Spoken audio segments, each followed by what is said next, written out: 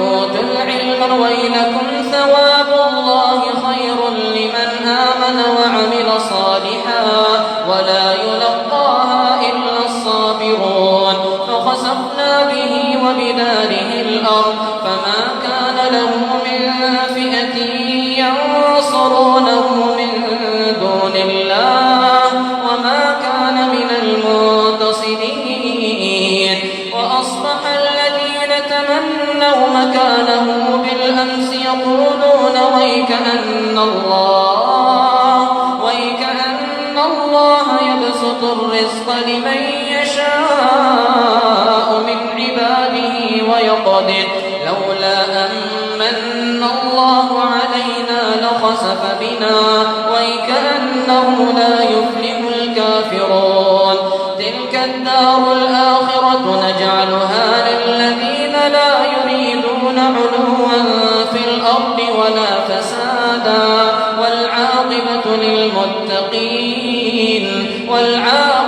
للمتقين من جاء بالحسنة فله خير منها ومن جاء بالسيئة فلا يجزى الذين عملوا السيئات إلا ما كانوا يعملون إن الذي فرض عليك القرآن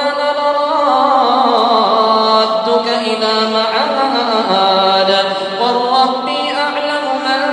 جاء بالهدى ومن هو في ضلال مبين وما كنت ترجو أن يلقى إليك الكتاب إلا رحمة